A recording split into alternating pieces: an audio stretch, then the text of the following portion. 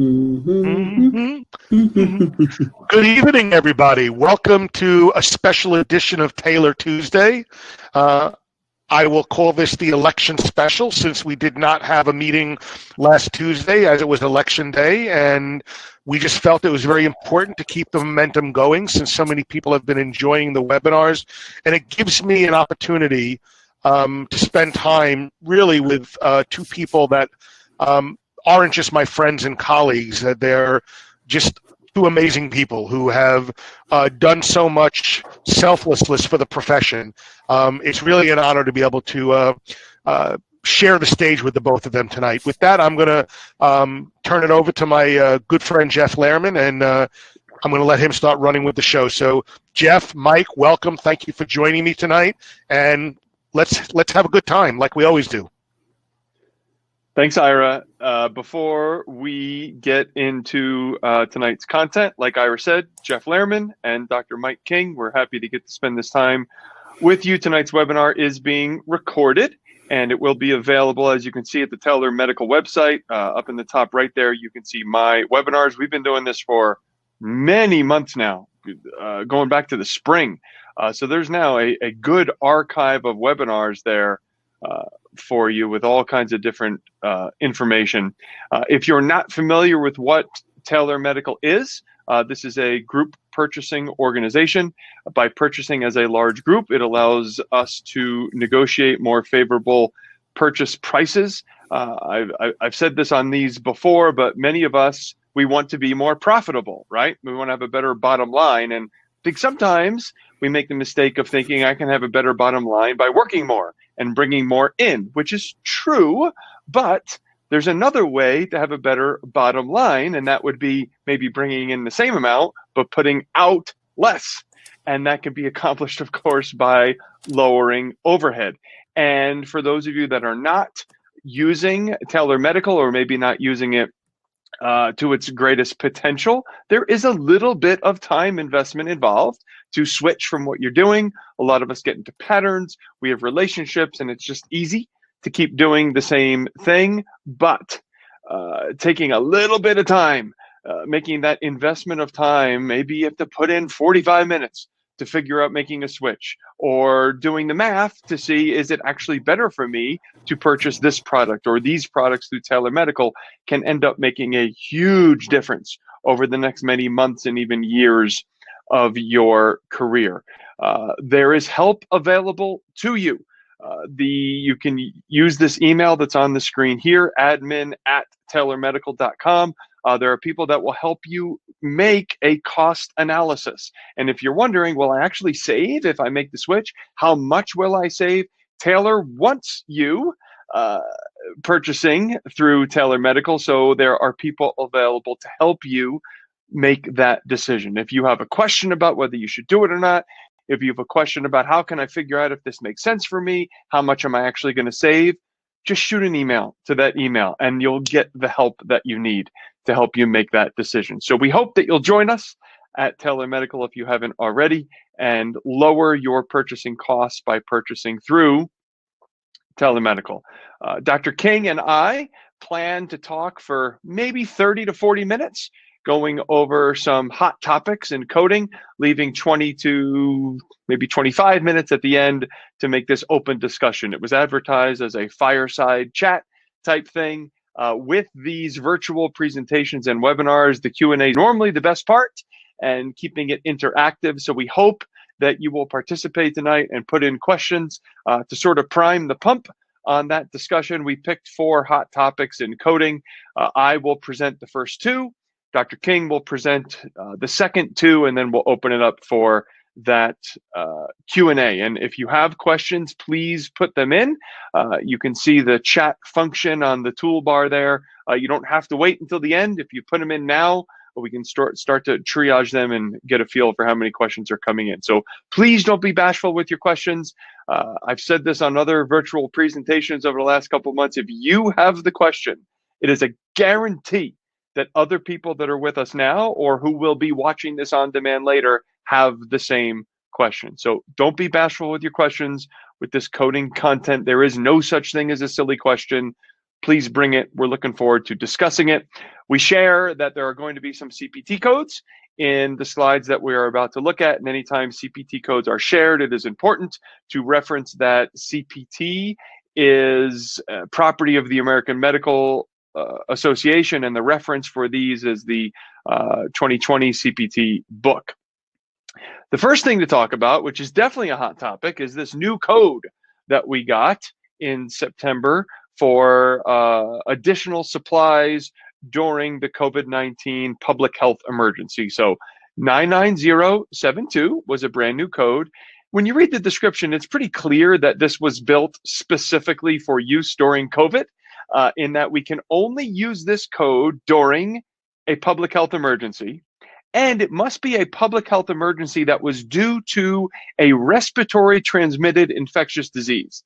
So pretty clear this was intended for use during COVID. If you're not already familiar with this, it is the Secretary of the Department of Health and Human Services that declares a public health emergency. That declaration was made on January 31st. We are still very much in the public health emergency. So we can continue to use this code until we read in the newspaper that the Secretary of the Department of Health and Human Services has declared the public health emergency to be over. Doesn't look like that's coming anytime soon.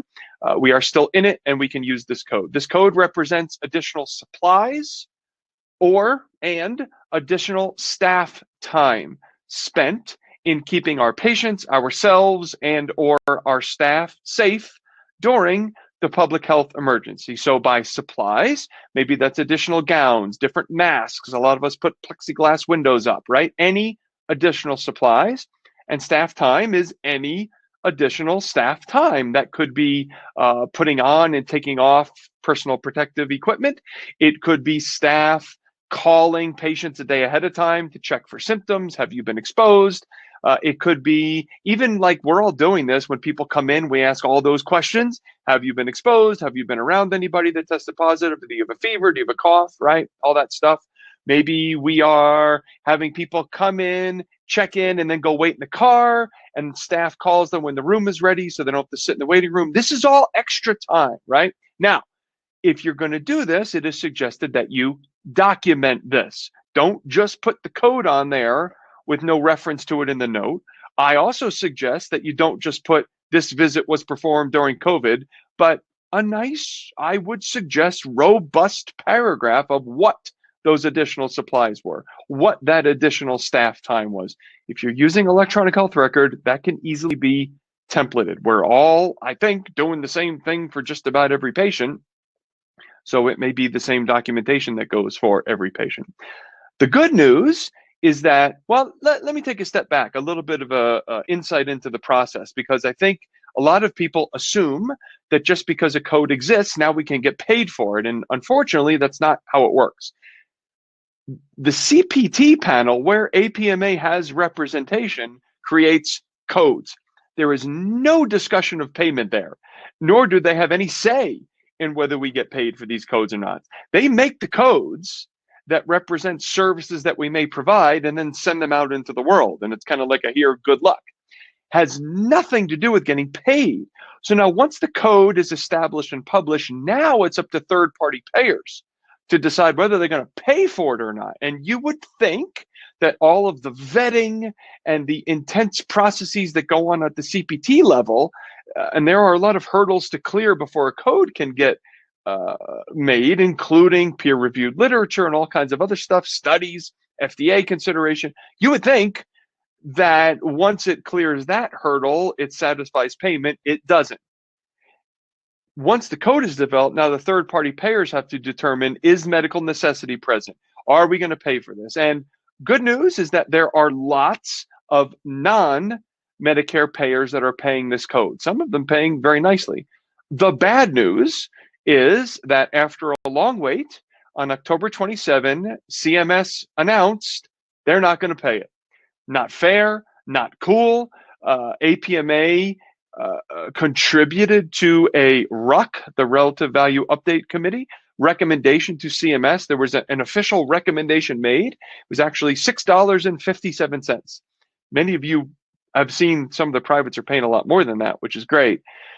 But CMS announced they're not going to pay.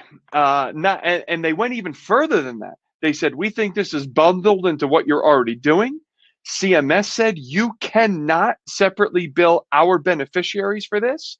And this is not a situation where we can make an ABN and charge for it. So bad news on the Medicare front. For non-Medicare payers, however, we can use it, and many of them are paying. The second topic that I want to touch on, and again, the idea here is to kind of prime the pump for questions and discussion when Dr. King and I get done with the content we prepared. Second topic I want to touch on is the very exciting evaluation and management changes that are coming in 1.5 months now, which is pretty cool. We are not going to go through a full description of these changes tonight. I may be naive in saying this, but my hope is that by November 10, all of you who are with us have already done the work on this. APMA has had this information since January and constantly referencing that information and suggesting that members view it and get ready and prepare.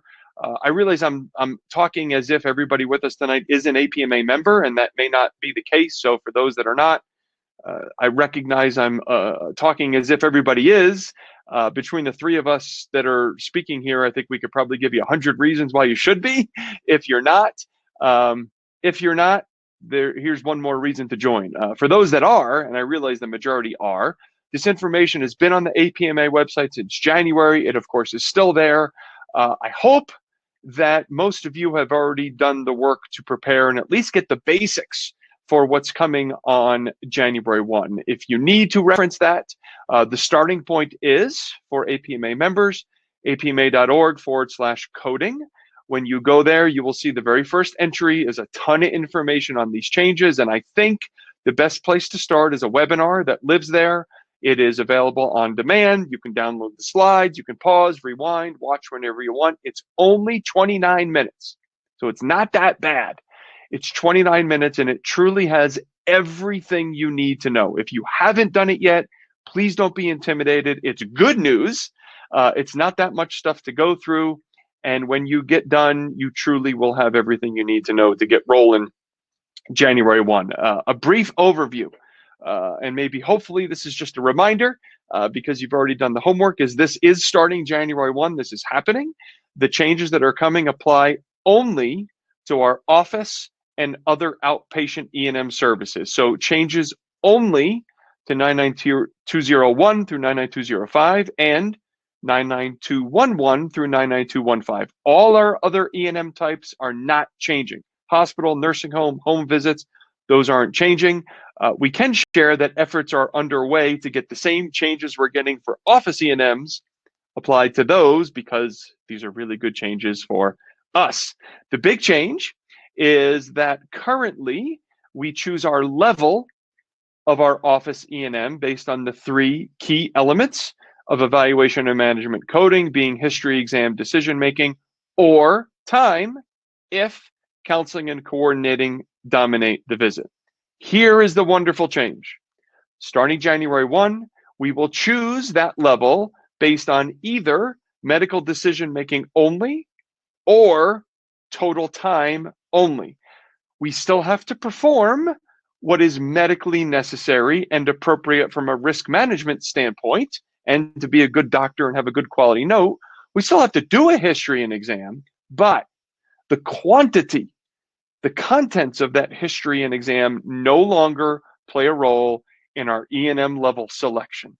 So we are no longer counting how many systems we review. We are no longer counting exam bullets. And you can see that the barriers that have made it difficult for podiatrists to reach higher level E&Ms are being removed, which is awesome. So starting January 1, we have our visit, we create the note, then it comes time for coding. We go back and look at what we did and what we documented, and we can ask, what would our level be based on decision making? And ask, what would our level be based on total time? Whichever one of those is higher, whichever one of those gets us a better answer, that is the code that we use. There are, and when I go through this, like I said, the actual thing is 29 minutes. That's how long it took me to do the full rundown. We're not doing that here. If you're going to choose the level based on medical decision making, there are 4 levels. If you go through that webinar and download the slides, you will see how you choose among those 4 levels of medical decision making. And we could go through this Q&A if you want. Or we choose the level based on total time. And this is total time spent by the doctor. I'm getting asked about that a lot. Not staff, not resident, not an assistant, doctor time. Total time spent by the doctor that day in the care of the patient. We don't worry about how much of it was face-to-face anymore. We don't worry about how much of it was counseling and coordinating anymore. Total time spent that day by the doctor in the care of that patient. In the full-blown webinar, they give 9 examples of what counts. The bottom line is, it is anything we, as the doctor, do that day in the care of that patient, including the time it takes for us to create the note, which is awesome. So that was a welcome change. With these changes and the fact that we can use total time comes a change in the time values associated with the codes. So you can see here the new time values for our new office, other outpatient E&Ms, and the time values associated with our established other and outpatient E&M. So that was a very quick overview. I hope that those of you that are with us, like I said, have already done the in-depth work on that, and just wanted to kind of prime the pump for a discussion. And if more details are needed, we're going to have another 20-30 minutes of discussion when we're done. So those were the first 2. Dr. King is going to hit on 2 more hot topics in coding and reimbursement, and starting with the very frustrating challenge of the same and similar program. Oh, yes. Thank you, Dr. Lehrman. Yes, it is very frustrating. So we, with the help of Dr. Kraus, picked out 4 hot buttons that are frequently asked questions, and we don't always have all the answers because it's still rather unique to all of us. But same or similar, actually, it's interesting. And I put new same or similar policy. It's really a regulation or policy that's been around for many years. It's just only in the last couple of years that this has been activated and acted upon. And so we're hearing from many, many people, especially those who like to use serial types of bracing, that it has become exceedingly difficult to do that. Or a patient perhaps who comes in from an urgent care center and had some sort of injury or was given a cam walker, and then we need to do something similar or a more specific type of brace, and we're getting denial. So, how does this affect our practice? It makes it difficult for us to know and understand exactly what patients have had done. As you know, they're not always the best historians about things, and they certainly don't understand what same or similar is. And we're going to talk just really briefly and quickly about, trying to avoid some of the denials and what qualifies for that, and using a portal. But the key is that this is not a new policy. It's just somewhat new for the way that we're being treated lately. And so really what happens is that anytime that there is a brace or AFO or even cam walker that is in the same family, according to this whole think tank about this, that has decided that it's in the same family as a unit or type of unit that you used previously, they will deny that if this patient has received a same or similar device within 5 years. As Dr. Lehrman alluded to earlier, there are discussions going on, and I know that APMA has a couple of big discussions with other professional groups coming up in the next few days, and are working on this diligently and have been actually for several months. So what really happens that if we dispense an item that is considered same or similar to that previous, they will deny this claim if it's on the same anatomical side. Now, we're also seeing frequently that people who have a contralateral dispensation of one of these products is also being denied. So it's certainly a challenge, and it's important to where we are using our laterality modifier now and discussing exactly what we're doing. One of the key things is that all the MACs have, and the commercial payers now who are doing the same thing, by the way, do have a portal where you can actually go in and you can try to see if the patient has had a similar product. your staff can actually look inside the portal and determine if it falls in the same family as one of the other braces. And regretfully, there are many of these that are lumped together. A good example of this is that person who comes in and has a grade 2 ankle sprain. Perhaps we put them in an Una boot, fine, but then we also give them a cam walker, and then we decide we want to move them to a game day or a DonJoy brace or an Arizona, whatever it may be, and we find out that it falls into that same or similar category.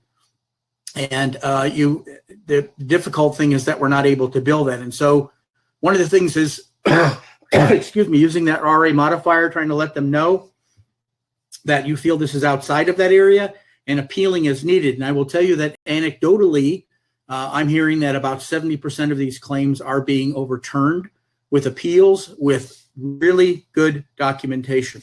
And what's super critical about this is that you document appropriately. And I'll show you just one examples coming up in a minute. But typically what the denial will say is that this information furnished does not substantiate the need for this level of service. Of course, it's that typical boilerplate kind of message that we all get that frustrates the hell out of us, not really understanding what's going on. And it says that the equipment is the same or similar to equipment already being used. So in the eyes of the insurer, within the last 5 years, this patient has gotten some type of DME equipment that is same or similar to what you are trying to prescribe now, and has nothing to do really with your clinical knowledge or necessarily the clinical need as far as they're concerned. But what's really critical is that you need to use the portal in advance before you do this, before you dispense these items.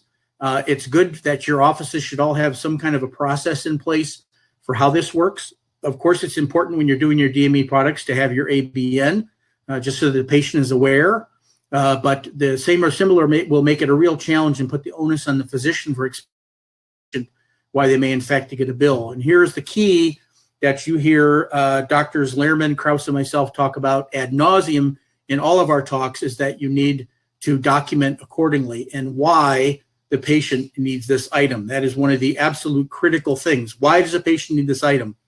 There are several scenarios that may apply here. This is just one example that Dr. Kraus developed. That's a great macro that he has built into the system for his company. And there may be different scenarios where the item has been damaged or it could not be fit for some other reason with a different type of device. You are expecting that this is going to be permanent in nature, or at least used for a significant length of time. That there's a need to control more than just one plane. So you can't just get away with just a cam walker. You need something that's a little bit more customized or designed, or that there is some kind of healing problem that's going on. This is just one of the examples, and I know that we would be happy to share with you others, but this is just one of the examples that it's absolutely critical to explain clinically why this patient needs this device, not just because you think so. You know, just like Jeff was just talking about E&Ms, and it's not like everything, it feels like a 3, so I can build 3. It doesn't work that way. You know, that with the bullets changing, it's going to be a little change in our mindsets and our paradigm. And I think with same or similar, we have to think the same way. So we have to be prepared for these denials. But again, we're hearing that almost 3/4 of these are in fact being overturned. So I would continue to follow the advice that you see from APMA or even other sources that are written about same or similar. All of us on this call listen frequently and read often from the writings perhaps of Dr. Paul Kesselman, who has been fighting this battle for numbers of groups, including APMA, and I know Dr. Lehrman has been as well. Moving on quickly to another topic is the 59 modifier. You know, it's interesting, and any seen me or Ira in particular talk about this in the past, because we've done a lot of these together. It's one of the more frustrating parts of what we encounter as the insurers decided that they wanted to have the National Correct Coding Initiative in place so that we would not be allowed to unbundle our services. We are a multiple procedure type of entity and service provider, so it obviously makes it much more difficult. And we are also much more scrutinized because of it. And so 25 and 59 are the big players. I want to talk about 59 for a couple of different reasons. One particular issue that APMA has been working on and has at least 67% of the way resolved the problem. And so what's critical is that, again, your documentation And I know this is a little bit of preaching to the choir, but I know that Dr. Lehrman and Dr. Kraus would agree with me that when we audit charts for our colleagues, always in defense of our colleagues, by the way, when we audit the charts for our colleagues, it's amazing how many people do not do a good job of describing that they in fact had a different session, they had a different procedure or surgery, a different site or organ system or location, and that's something you're going to see coming up soon, the organ system question. Lesion or a separate lesion, separate type of injury. And the kicker here is not ordinarily encountered or performed on the same day. And so the National Correct Coding Initiative basically determines that the column 1 and column 2 codes, the one being the more dominant column 2 code, they consider it an integral part of the column 1. So what you're saying to them is, hey, this column 2 code is not part of the first code I did. It's a separately identifiable service. And that's the critical part. The insurers hate them, but that's the part that makes it, because they're the ones who invented them. And so the key is it needs to be a distinct or independent from the other services that are done. So actually, and that's what's critical. So modifier 59 is used to identify those separate services. And by the way, and it says from other, the key here again is non-E&M, and I think most of us have caught on to that now. It is still amazing the numbers of audits that I look at where people are throwing 24s or things like that on their procedural codes. So we just want to refresh that and keep that fresh in front of your memory. So one of the things that APMA is working on right now is that for those of you who may have been doing nail debridement and perhaps the debridement of a lesion on the same toe, you're finding that you're getting one of those codes or both codes denied. And what happened is that a document came out that in essence said that if it was in the same organ system or the same digit, in this case, the same organ system, they were going to kick out these codes because they said that that one is an integral part of the second one. And so, there are examples where, for example, the column 1 code in the National Correct Coding Initiative, for example, in an at-risk patient who has a debridement of a single lesion, and then at the same time, you're debriding a mycotic nail. Let's say it's on a second toe. It's a hammer toe, and they have a lesion on that toe, and you debride it, and they decide that they're not going to pay for any of these things. And so the people throw appropriately on the second code, the 11720, and they find that it's being denied, or if the insurers are using their infinite wisdom, they deny the higher paying code, of course, and then pay you for the lesser. But what has happened is that 2/3 of this has been fixed now by APMA. And what that means is that if the lesion at this point is distal to the DIP, they do in fact be bundled with the debridement of the nail. Yes, it can be ludicrous. Example, distal clavus.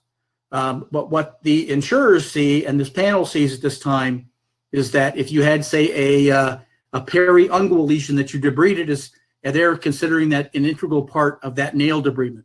Obviously, we vehemently disagree with this because there's a significant risk to a separate from the mycotic nail that exists. But what happened was that if this debridement of the nail, everything, it was bounced, it was kicked out. And now at least we've gotten it to the point where 2/3 of the problem is where if it's only distal to the DIPJ, that's when they're kicking it out. We are still working on having that removed completely. At least now, if you were to debride a lesion, say, on the dorsum of the PIPJ, and then you do the debridement of the nail, you should be able to bill for each of those separate services. And, some people have found that 59, there are some carriers in the country who may call the XS for an extra location, which is synonymous with the 59. But not all payers are accepting the X modifiers at this time. We in the coding committee have been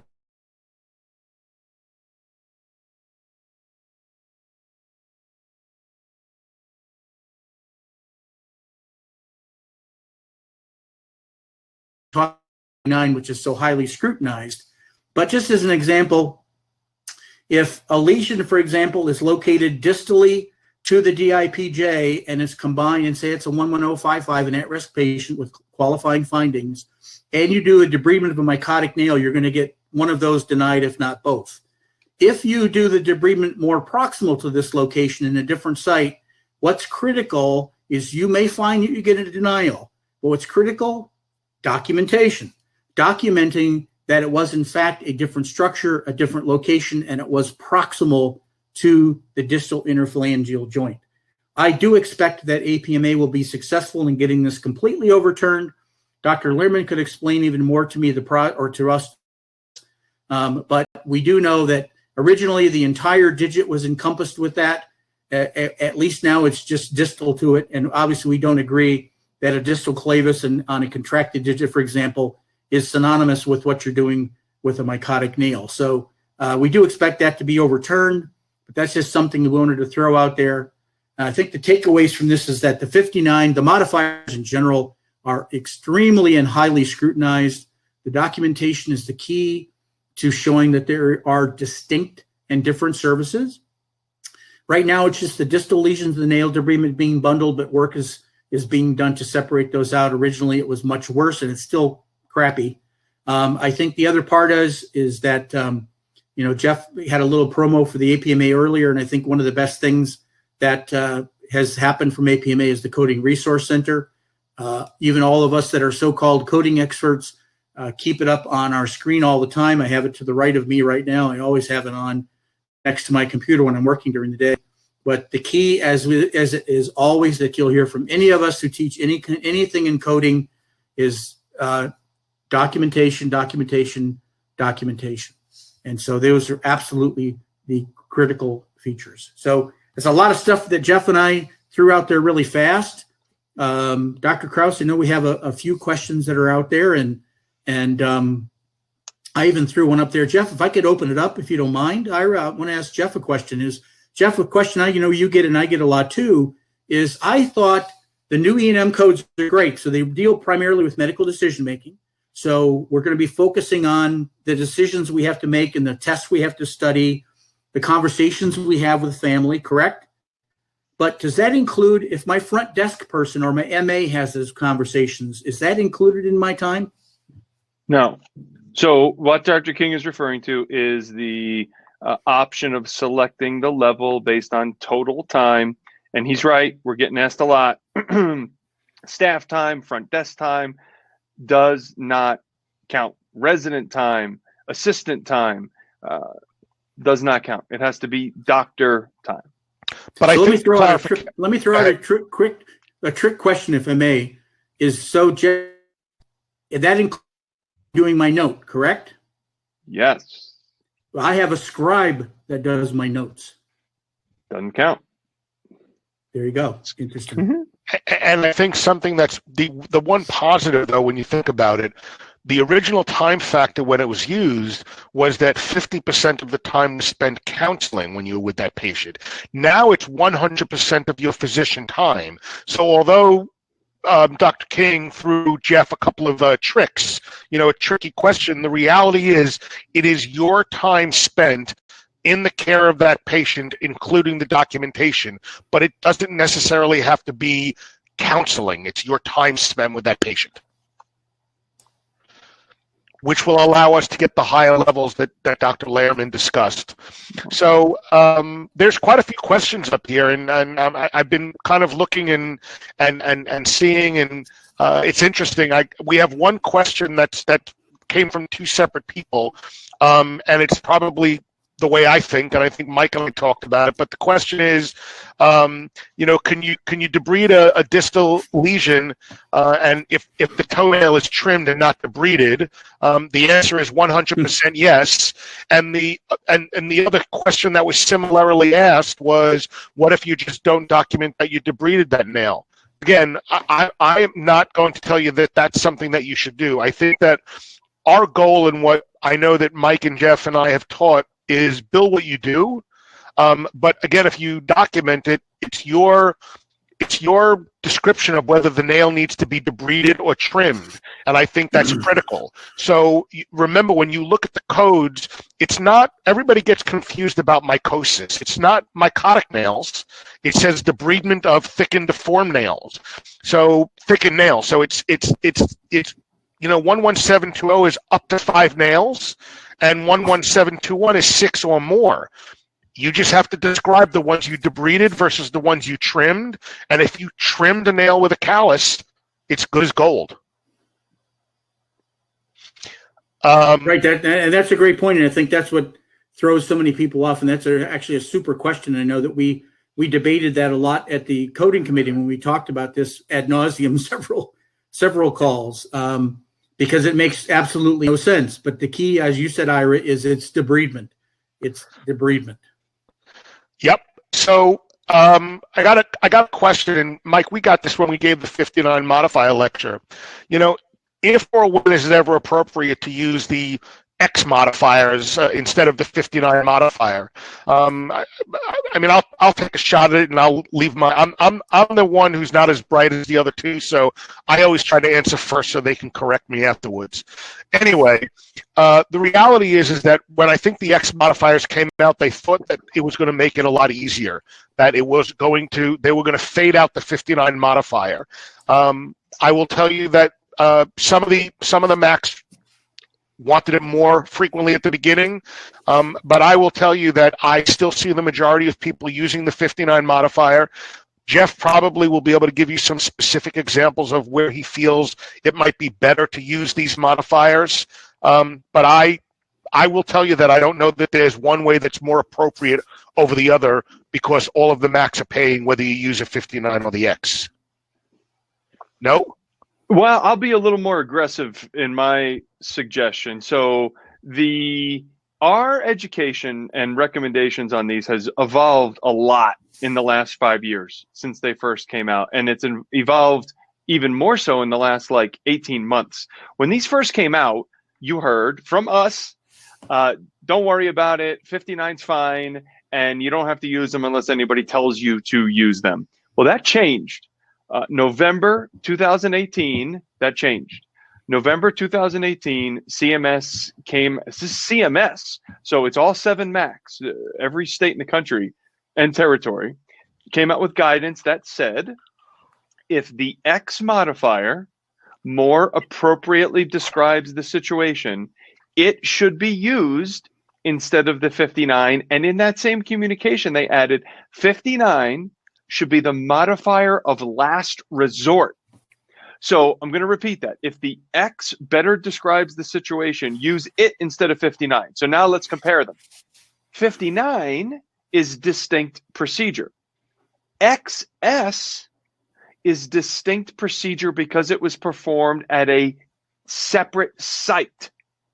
59 is distinct. XS is distinct because it's at a separate location. So it is specific, right? So if we have bunionectomy, talar bunionectomy, PIPJ arthrodesis, those are distinct procedures at different sites. If it's debridement of a toenail and paring of a sub-5 callus, those are separate sites. So for all of those, the XS is more specific and better describes the situation than the 59. So that's where the first step came. But at that point in November of 2018, it was Medicare only.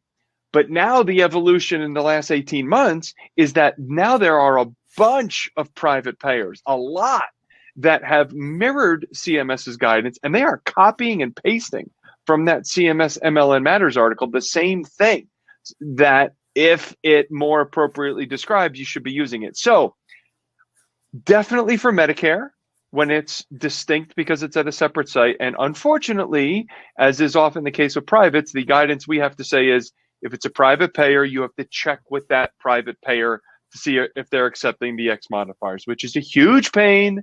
But we're just once a year at my office, we call all the ones we haven't heard from yet and check, which is a hassle. And whatever staff member that gets delegated to will hate you because they're going to be on hold all day and it stinks, but you got to know.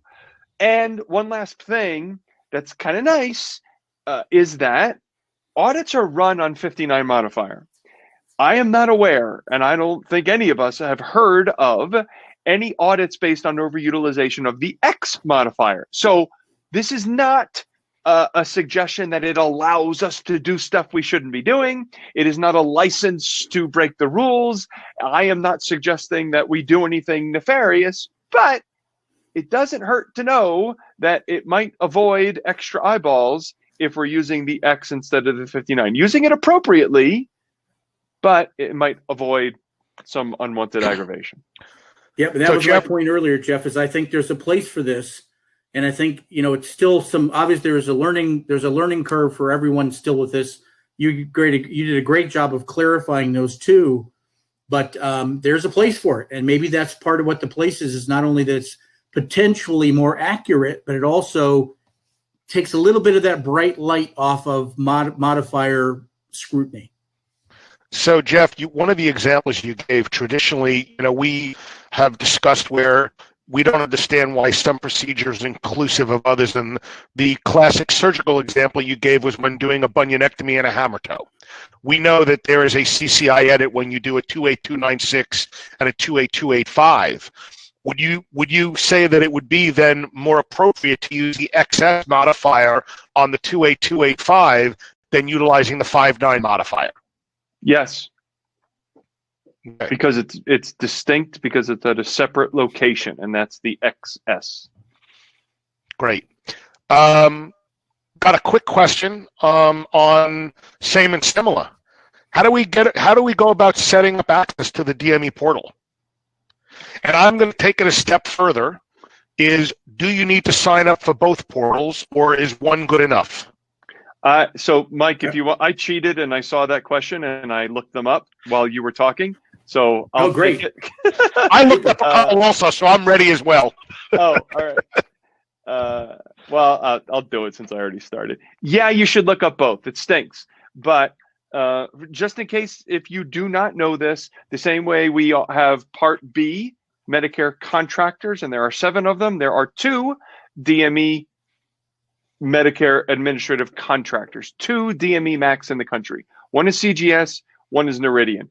If you are a DME provider, you should know who your DME MAC is. If you don't know, it is a very easy Google search of DME MAC, that's MAC, DME MAC jurisdiction map, and you can see who your provider is. The reason why you should check both, as much of a pain as it is this goes back 5 years. Our people do not remember this stuff. And if they sprained their ankle when they were on vacation 4 years ago in a state that's in a different jurisdiction, and they went to a minute clinic and they got a brace, they are not going to remember that, nor can we rely on their memory. It stinks. The most thorough way is to check both. I am suggesting check both every time. The way to sign up for CGS is mycgsportal.com. mycgsportal.com. So that's one. The other one is Noridian, and that is NoridianMedicarePortal.com. NoridianMedicarePortal.com. So those are the 2 places you have to get signed up. If I remember correctly, CGS is way more of a pain than Noridian is, and it requires, like, they have to call you back, and it's not like creating a username and password the way we would on any normal website that we function with every day, but you got to do it. Noridian is a lot easier. Yeah. There was another question that it made me look. I thought I knew the answer, so I like Jeff, cheated and looked up some answers. One of the questions was about billing insurance for refurbishment of braces and DME. So there are a set of codes. Actually, if you go and, again, Mike said it earlier, Jeff said it, the 3 of us combined probably have, let me try and think, 35, 30, 65, 15. We have 80 years of service to APMA between the 3 of us. And all of us have served our national association in the coding world. Jeff is currently the health policy provider for APMA. And I will tell you that we have seen the coding tools by other specialties, and by far the work that has been put into the APMA Coding Resource Center is one that is looked on by other specialties, and in my opinion, as a benchmark. And so, of course, if you look up on the APMA Coding Resource Center in your HCPCS codes, and you look in section L4110 through L4210, you will find replacement and repair codes and refurbishment codes for AFOs. Some are actually specific parts related, and others are time and labor related. So I think that you need to apply the appropriate code to the appropriate repairs that you're doing. And there was also a second part B to that question, was should you prior authorize this? And my response to that is a personal response, and I would defer to Dr. King and Dr. Lehrman for their opinion, but I'm of the believer if the original device required a prior authorization, if I was going to do anything to that device, I would probably prior auth those codes as well, since the initial device needed prior authorization. But if prior authorization is not needed, like with Medicare, I would not worry about doing a prior authorization on those repair codes. I would agree. I mean, I would probably suggest reaching out to Medicare to ask, because they're wonky about that sort of stuff. But I mean, I don't disagree with you, Ira. Most of those things are pass-throughs. But I think if you get an authorization, you might have a better battle plan or armamentarium to fight with. But I agree it's not necessary, but I would say suggested.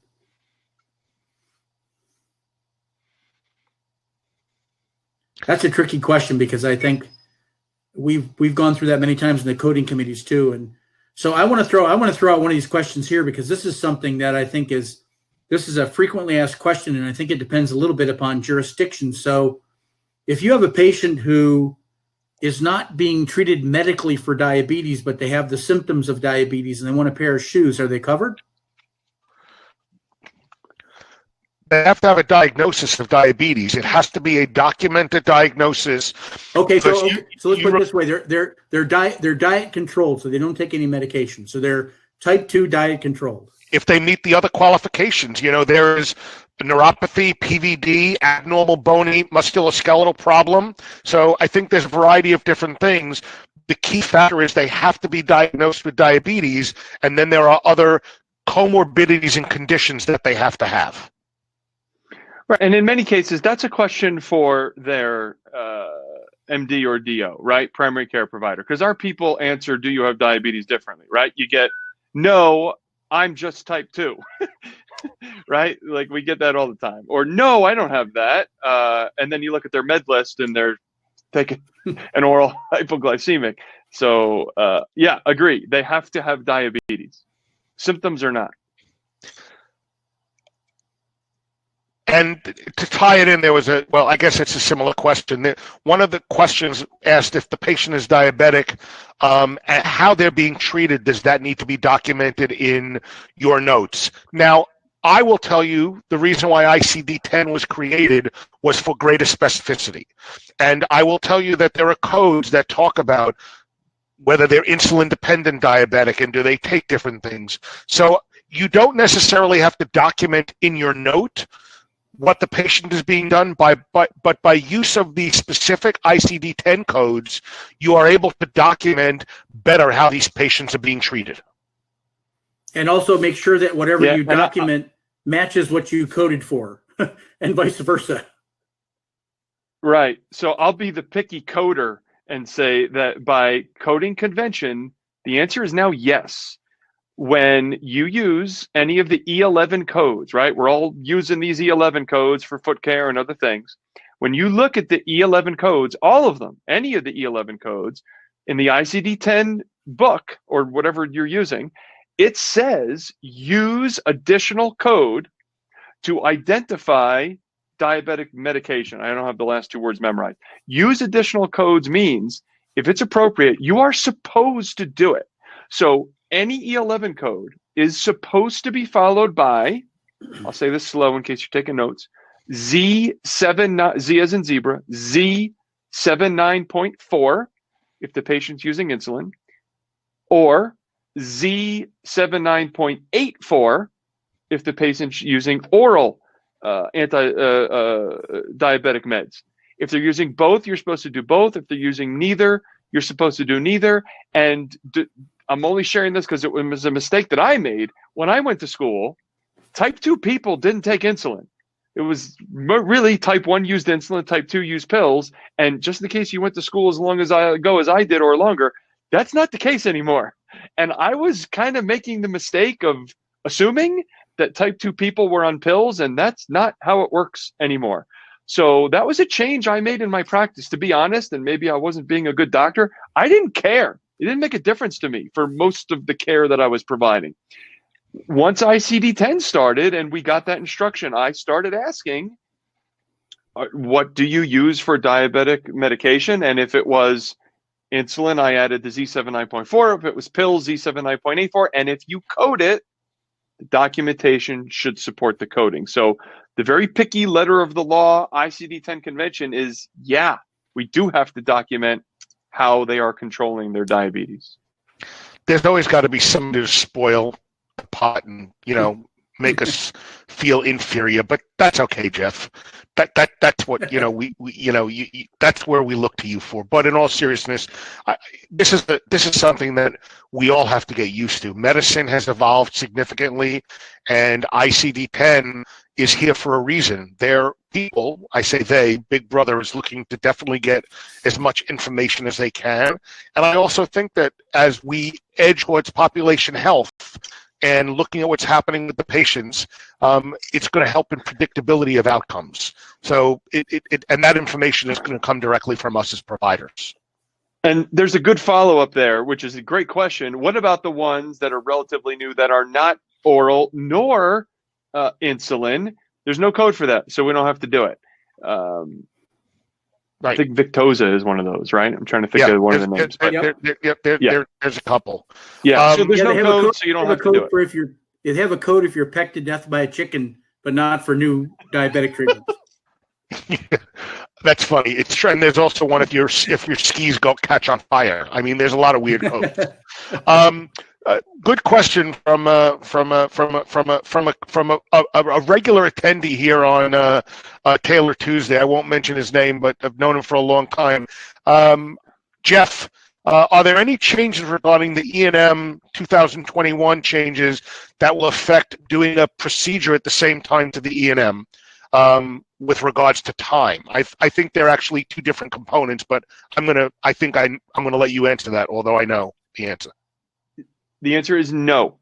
The changes that are coming that impact how we select our level of E&M have nothing to do with the definition of significant and separately identifiable. So the discussion of can I do an E&M at the same time as a procedure is completely unrelated to the 2021 changes. The 2021 changes only impact how we choose our level. Yeah, basically all the rules apply to the use of modifiers and multiple procedures. It's just the difference of how the E&Ms are being graded, if you will, or measured. And I'm going to take the time, since we have a good number of people on the call.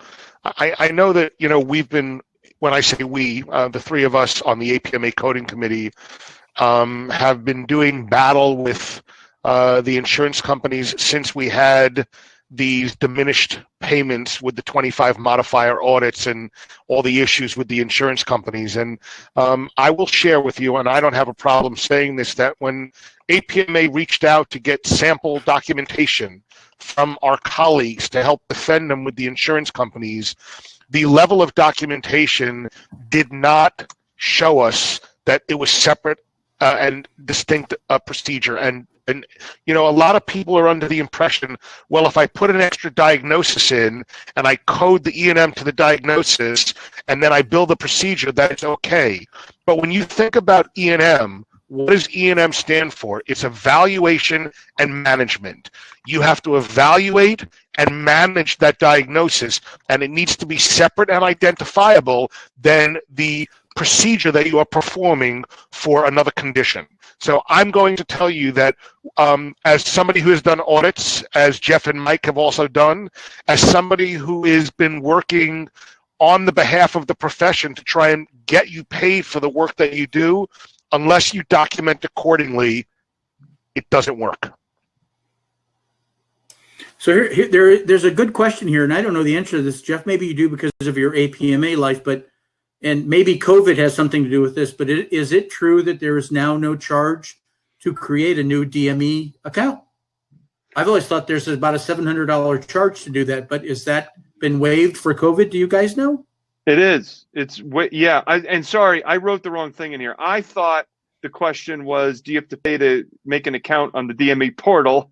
So I wrote an answer to the wrong question. The question was about DME license. Yeah, that's actually waived throughout the duration of the public health emergency, believe it or not. But so whenever they waive, you have to go back.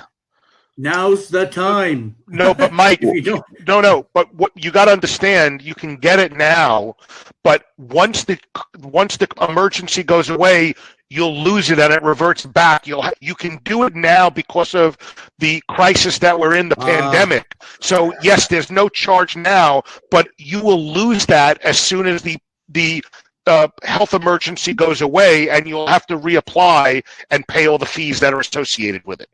Okay, pay me now or pay me later deal. Okay. Correct. But I mean, I know I've heard, I actually learned this from Ira. When somebody says to me, how can I make more money in my practice? Number one answer, are you doing DME? And I know Ira says the same thing because that's where I got it from. Man, it is worth the license. It's a tremendous add to your practice. Yeah, I mean, what I think what you have is an open door to try it out and see if it works in your practice and if it's something that you're going to do well. In the interim, you get everything prepared to get your license and pay your fees and do what you need to do. But now is an excellent opportunity to provide DME and see how it works in your practice, because you can get that exemption with no fees now because of the public health emergency. Well, and you know what is interesting, Ira, I'm not taking over here, but that's an amazing segue to what we're doing next week, which is, you can explain. But you got to have your DME license, because if you want to get into wound care and your topicals and your office treatments and et cetera, get your DME license. Correct. And you know, people, Jeff, Mike's referring to next week's Talar Tuesday, which we're having Dr. Andy Bacci, who's a leader in wound care in our profession. And, that's a big part of everything we do is making sure that your office and your staff are prepared with everything that you need to be able to do what you're doing. Because without having the DME number and without learning how to do it, and again, we talked earlier about, Mike gave an example of my same and similar template. I'm going to throw something interesting at you. If you have a patient that has already received a device that's same and similar, and now they're coming in to see you, I don't care, 2, 3, 4 years later, and you decide that you may want to use 2 different products. It may be that you have a patient that comes in with plantar fasciitis and posterior tibial tendonitis, and they're going to need a night splint and a cam walker. What I'm going to tell you is whether you dispense one device 2 weeks apart, or whether you dispense both devices on the same day, you are going to get a denial of both devices, because the patient has already received a product that is considered same and similar within that time period. So you need to develop the appropriate documentation that would allow you and recognize that you've looked at the portal, the patient has received the device in that time period, and you are dispensing 2 devices for 2 separately identifiable conditions. One being a non-weight-bearing device for one condition, one being a weight-bearing device for another condition. But there's no reason that you have to sit back and wait and say, oh, I'm going to do one today, and in 2 weeks I'm going to give them another one because I don't want to get caught in same and similar. You're going to get caught in same and similar regardless. But if you document appropriately and have the correct verbiage in your note, you will get paid. And I'm not sure whether it was Dr. King or Dr. Lehrman that said 7%. I'm actually hearing a higher number, which it is a good thing. I mean, I don't want to pepper it.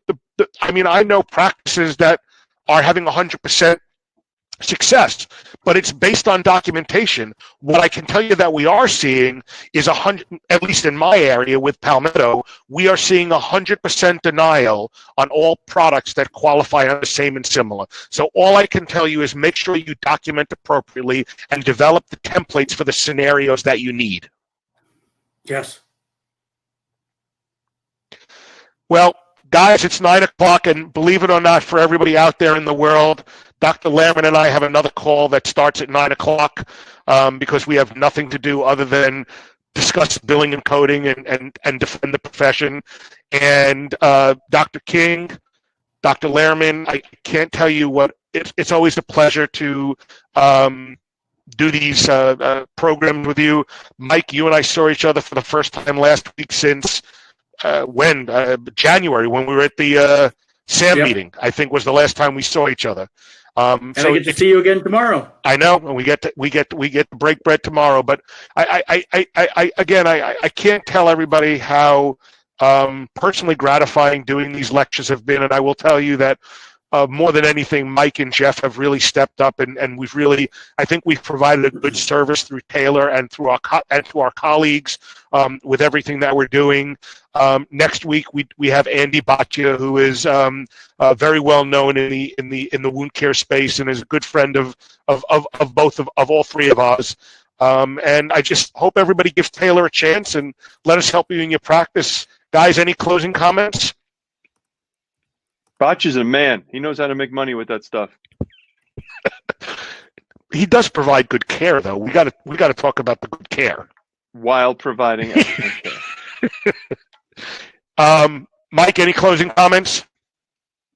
Nope. Thanks. Always a treat. Always fun to do Talar Tuesday and do coding stuff. You know, we could all ramble about miscellaneous crap here for hours, so it's hard to whittle it down to being quick. We hope it's helpful. If everybody, I've always said, if I leave any session and I get one pearl, it's been worth my trip. So that's what I always hope, that we leave a pearl. Well, I will tell you that there's been a great turnout. I haven't shared it with Dr. King and Dr. Lehrman, but maybe once a quarter we'll do a fireside chat with no lectures and just have an open coding session and let people ask questions, because there's just so many things out there that people don't know, and our goal here is to educate. I think the more educated you are, the more rewarding it will be for you in your practice, because you get paid for the work that you do. Hear, hear. Okay. Well, everybody, thank you for joining us. We look forward to seeing you next Tuesday night on Talar Tuesday. Have a great evening, everybody. Thank you.